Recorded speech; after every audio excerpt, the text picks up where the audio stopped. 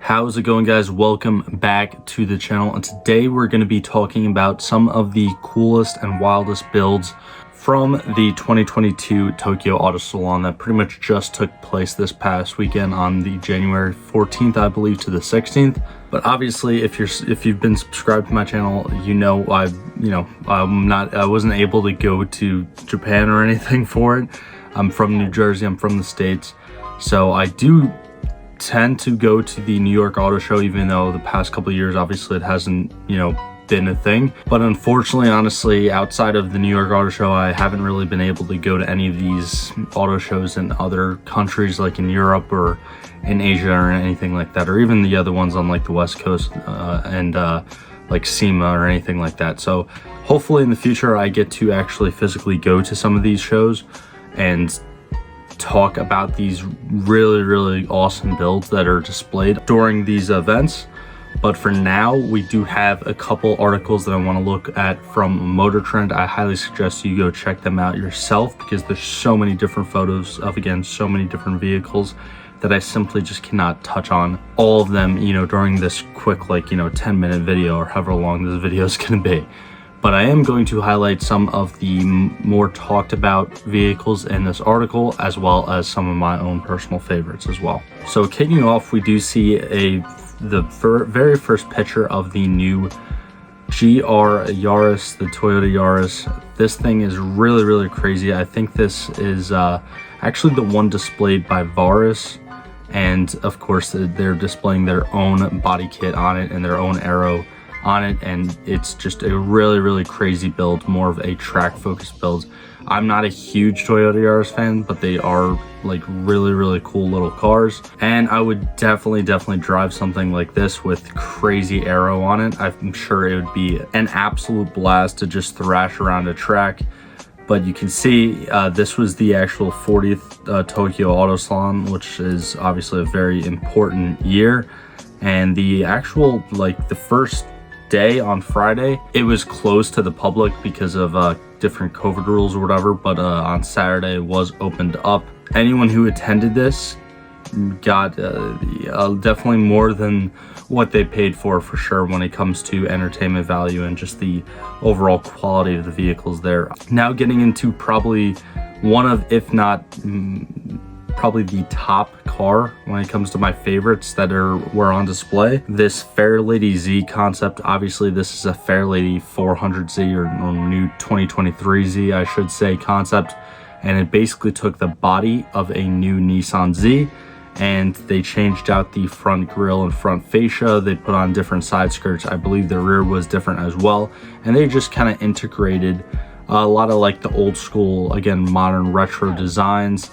And this car really didn't lose a lot of the modern, identity that comes with the new Z, but it also did feature a lot of old school features, which I thought was really awesome. Also, the orange and black paint scheme with the wheels and the black accents. I mean, it just ties it together really good without, again, losing its modern identity. Also, I do know a lot of people, again, like this front grille compared to the factory front grille. Personally, I don't really hate the factory front grille. I know a lot of people thought it was a little bit odd, especially when Nissan first came out with the Z concept a couple of years ago. But yeah, you guys, if you've been subscribed to my channel, if you've seen any of my videos, you know my opinion on the new Z. I absolutely love the car, so I don't want to spend too much time talking about this one specifically. But moving on to a really crazy engine. This is actually a 6 rotary engine. You've seen the quad rotary before with like the Mazda 787B, and the one really big YouTuber, Rob Dam, he did the RX-7, the quad rotor RX-7 build. So a lot of people have done quad rotors before, but I've never actually seen a 6 rotor engine. This is really crazy. Now this is actually in a Unos custom, and apparently the people that did this build said a lot of the parts came from Australia, and it's still not done yet, but they should have it done by this coming spring, like March around, and they should have it on the track. So whichever Unos Cosmo that this thing is in, hopefully we see some footage of it actually ripping around the track, because not only would this thing perform really well and probably put out a lot of power.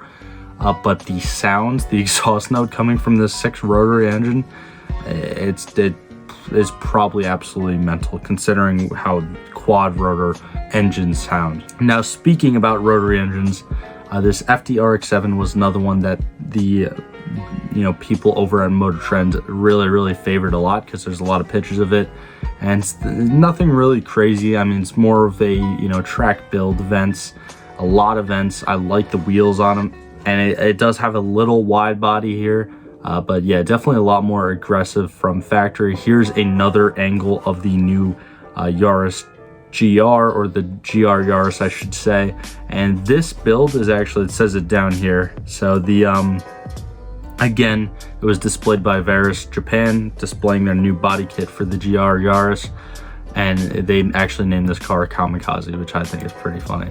But yeah, it's very aggressive. You can see how huge that front lip is. It's not as crazy as some of like the Time Attack cars, but it's definitely pretty damn aggressive. This was another car that really caught my eye when going through this article and the different photos. Obviously, with the new GR86 coming out for 2023, a lot of the attention has kind of been brought away from this past generation of the GT86, but whoever built this car still, obviously giving this platform a lot of attention and stuffing in a single turbo 2JZ swap in it. I'm pretty sure I've seen this before. I know, obviously, the very popular build with the Ferrari engine in this car, that is a very viral vehicle. But these cars are really great little platforms. Unfortunately, with the naturally aspirated Subaru boxer engine, a lot of people that mod them don't really either have the money to go crazy with it or have the money to swap it out. And the factory Subaru 4-cylinder boxer engine, if it's not like boosted, it's kind of a little bit embarrassing, but these are still nonetheless fantastic cars, and I think putting a 2JZ in something like this is really badass. Now, this is another car that I really wanted to touch upon, because a couple weeks ago now I did put out a video kind of talking about what Subaru is going to unveil at the Tokyo Auto Salon, and sure enough, this is one of it. This Subaru's STI ERA challenge project relies on 4 electric motors to generate just over 1,000 horsepower. Obviously all-wheel drive, obviously a race car. This is not going to be a production car by any means. It's kind of like when Ford put out the Mustang Mach-E 1500 or whatever the hell they called it, and made like 1,500 horsepower. So the Subaru STI ERA should be a production vehicle either within the next year or the next coming years, but this new challenge project is kind of like, it's basically like the race car version of the car before it even reaches production level, which I think is a pretty cool concept that a lot of manufacturers have been doing in recent years. Again, I provided the obvious example with Ford and the Mach-E, but it's still a really aggressive looking car. Again, I'm not super excited about EVs. I know that they're going to eventually take over all of internal combustion engine vehicles, unfortunately, but that's just how innovation works. And yeah, it's a very mean looking car, and it looks really badass and probably performs really badass too. Now, moving on to the couple pictures talking about Liberty Walk. You can see here their new kit that they designed for either the 458 or the 488. I believe it's actually the 488 if I'm not mistaken. And then down here you have a big like yellow lineup with a Huracan, Lamborghini Huracan, I believe, yeah, that's a Huracan, CA Corvette, looks like a McLaren MP412C, I think right there. I could see by the taillights, and then obviously the R35 GTR all the way down at the end. All new designs for this new 2022 season. Liberty Walk always makes insane kits for all these supercars, but yeah, I mean, what can you say? It's a Liberty Walk. You expect nothing less than excellence from a company like that. I think that you know, all of their kits are really cool. There's some that are a little bit too much for me. Like I think the older R35 kit with the kind of like bigger wing with like the arches that go over it, I think that's a little bit, you know, too much for my taste. But that's kind of like what they do. They are extremely aggressive with their kits. Now this is another car that at first I thought it was something completely you know, different. I thought it was a Mark V Supra with Toyota Celica headlights, but it turns out that this is actually a 6th generation Toyota Celica with the Mark V Supra front bumper, which, I mean, again, you can kind of see when looking at the side profile of the vehicle and the overall silhouette. But again, at first glance with this picture, like right up near the front bumper, I just thought it was a Mark V Supra with Celica headlights, which is kind of weird.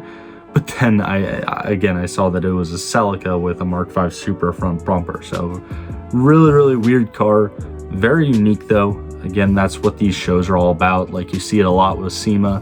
You see a lot of like crazy, wacky, very unique one-off vehicles. And yeah, it's really cool. Not 100% my taste. Again, I think it's a little bit weird, but it's really badass and probably requires a lot of fabrication skills and definitely requires a lot more skills than I have, or knowledge that I have. So I really can't rip on it at all. Now, that is pretty much it.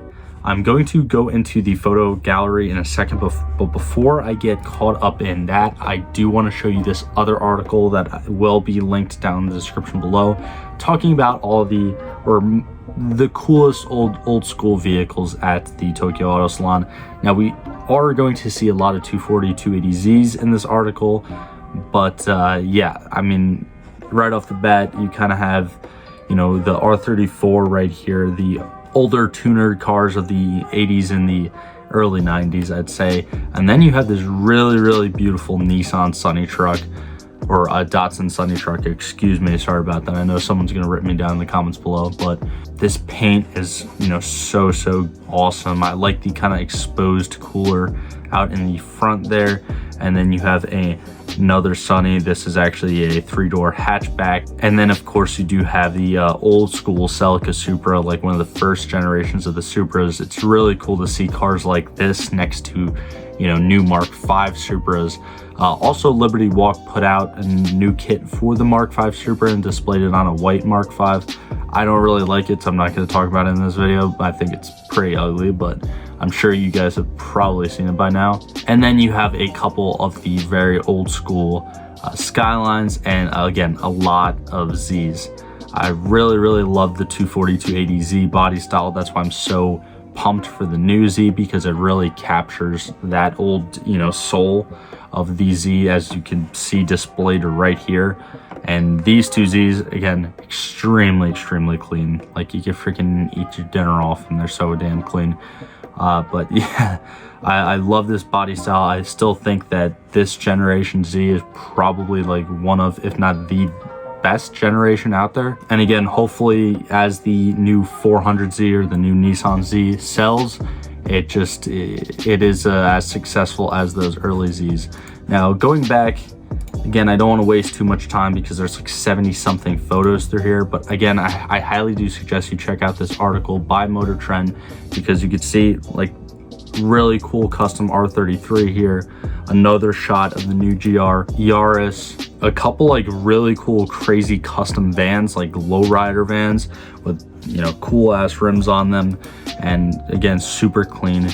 Another like AMG GTS or GTR like race car, which I'm not a huge Mercedes guy, but again, like you can't help but not in like, you gotta appreciate every single one of these vehicles. Again, some might not be your taste, but when it comes to like these shows like this, like the New York Auto Show, Tokyo Auto Salon, you know, Chicago Auto Show, like wherever it is, SEMA, like all of these vehicles are just so freaking clean and so like well done and well fabricated, most of them. And you can't help but just like look at them in absolute amazement. This one was another one that was really cool. S15 Sylvia, looks like either a drift car, competition car of some sorts. Looks like there's a little bit of camber in the front, so I'm gonna have to, if I was a betting man, I'd probably say it was a drift car.